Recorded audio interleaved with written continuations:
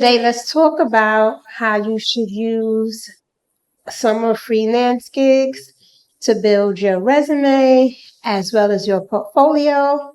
You know, this time of year, summertime especially, there's an upkick in freelance work, freelance gigs. A lot of people use, especially if they are pivoting from one career to another.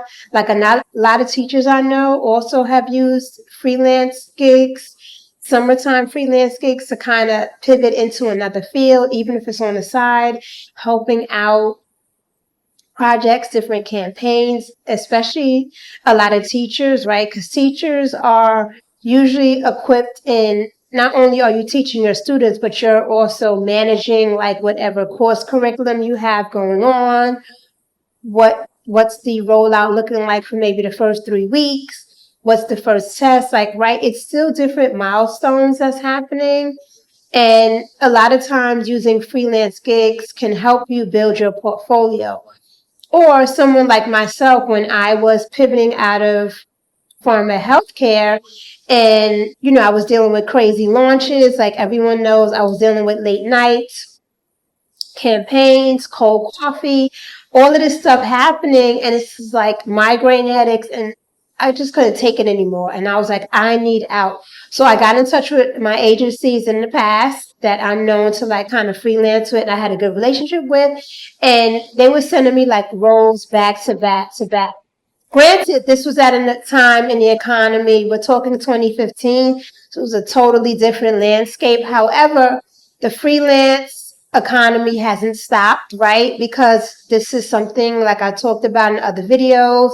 It's baked into the marketing budget. It's baked into the marketing calendar.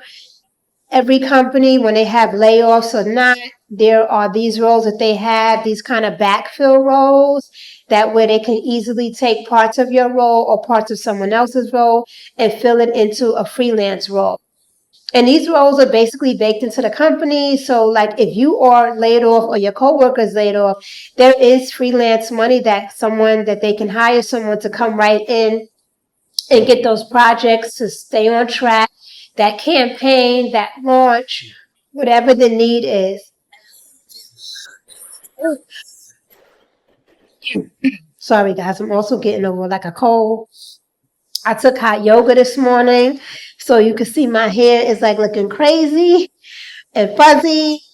That's a whole another thing. But anyway, summertime, and I want to use this time, like I said, to like if you want to pivot into a new field, into a new lane, into a new part of the company. Say you're working in store. Now you want to kind of fill in on maybe the corporate side. Maybe there's a corporate role and maybe the timeline is they just need someone for maybe 12 weeks, right? So that's like 90 days. And maybe they're trying you out. A lot of times with freelance roles, sometimes they may give you 12 weeks, but the role is scoped to go longer. It's just because they don't want to promise you anything up front and the candidate not work out. Now, you can have some roles that they are just 12 weeks, right? Like maybe you're helping out with a product launch and they just need you for the 12 weeks to get that product on the timeline, or they need you to like help out and meet up with the sample people, making sure like everything is good to go on that end, managing the internal life cycle as well as the outsourcing life cycle. So you're dealing with two things going at once. But like I said, most roles it'll have a duration. Like maybe you're called in to cover someone who's on maternity or paternity leave. A lot of remote roles happen like this as well. And what happens is like you get into the company and now you're taking over or you're covering for that maternity leave role, maybe 6 or 7 months, depending on that company's maternity leave policy. And then after that role ends, sometimes that's it for that role. They might find out somebody else in the company is pregnant, or they might have somebody else that's maybe going on vacation, or somebody who wants to take advantage of family medical leave. They want to do that as well. So they kind of already have you sitting there in the company in a database so that you could kind of just roll into it. I try to also talk to people about why it's important to do 1099 freelance, which is more like corporate to corporate, as well as W-2, just because you don't know which way company is going to go. Sometimes they have a limited amount of 1099 corporate to corporate roles, and that's basically you are billing a company, you're putting in an invoice. They're either paying you at net 30 or net 45. Depending on the agreement, you have to make sure, guys, that you're reading those contracts to find out exactly where you're getting paid. And like I talked about before, you have to have some money aside as well, because if you're not getting paid to 30 days, you need to know that, right? They want to tell you this up front, because it might be more beneficial for you depending on what your savings is looking like. I talked about this in my how much runway video do you actually have, where if you don't have a lot of savings or a lot of runway, you may need something that is freelance, where you know that you can do W-2 and you can get a paycheck within the next week. You know what I mean? Like, you start on a Monday, you work to that Friday, but you're not paid until the next Friday after. So it's basically the second week. After that, then you're definitely getting paid weekly. You have to look into that as well, because different agencies, some agencies, even though they're a recruitment agency, they still line up with their permanent staff agency. So they may still pay you on, say, like the 15th and the 30th, or like the 1st and the 15th. They may still have that bi-weekly schedule. They may have the freelancers where they definitely just cutting their checks every week just because it's cheaper, less taxes coming out. But you have to find out all of that. The thing with that is that you kind of don't want to screen them yet, because you're at the beginning stages of getting your resume in, getting your resume over to the client.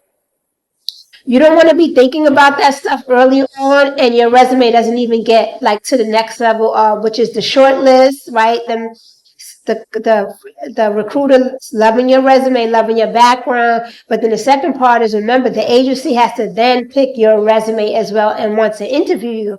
And a lot of times people are just stuck in that first stage of, did the recruiter even send over your resume? Did you sign that right to represent? You know what I mean?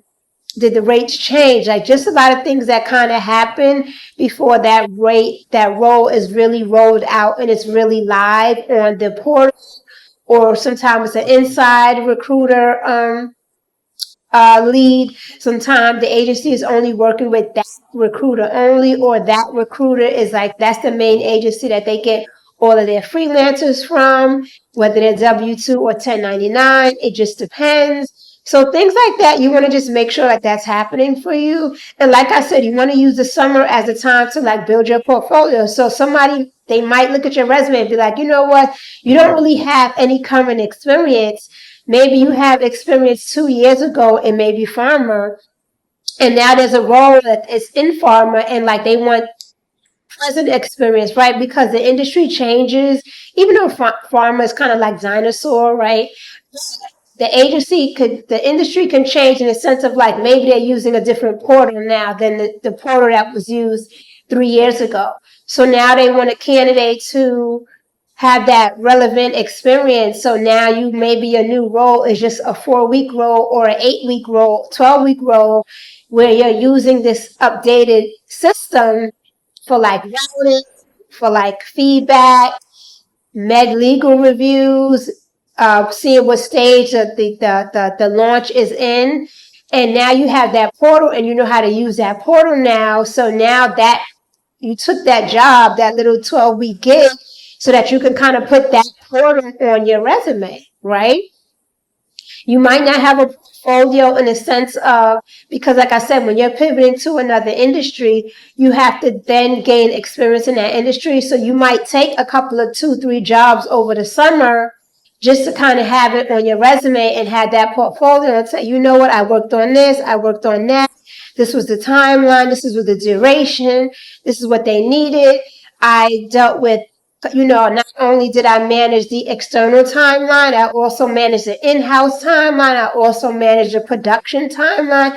So now you have all of these different things going on for yourself, and you're able to be as strong as a candidate who maybe they have 5 years in production, right? You may come fresh out the gate. I mean, you hear just even with like the uptick in boot camps versus people that go to college. People are going to college, but they're also still coming out and they're taking that 90-day boot camp just so that they can have that feet on the ground experience, or, having like a company internship. So because what you're learning in school is kind of like what you need to get the degree, but you still need that on-hands experience, and you're still coming in entry level, and you're going against someone who maybe they did a free internship and now the company hired them and they're getting now turned into that permanent role. So they may be ahead of you. So this is your chance to put yourself out there as well. Yeah. So I wanted to just take this time to, like I said, to just remind you that we're in the summertime right now. It's July. We're mid-July. July from now until the end of the year, we already know Q4, there's going to be even more money coming because, like I said, companies are constantly laying off. Either your layoff is in the budget or it's not, or there's a slew of people that they're laying off. This is your time to come in and grab those freelance roles. Don't look at it as it's only 12 weeks. What am I going to learn? No, because that 12 week can still be valuable and can still be an asset and still something that you can put on your resume.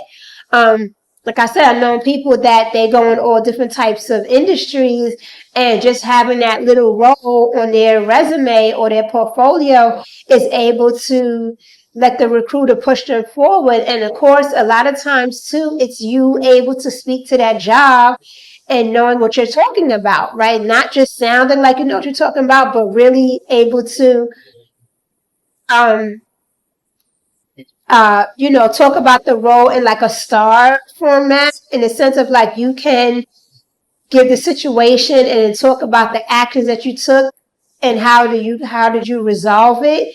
And something that's a short timeline may bring up your skills of, you had to use creativity, right? You had to be creative because you didn't have the budget for the whole year or the budget for half of the year. You maybe had a thinner budget, right? So you're doing maybe a pre-launch versus a full launch.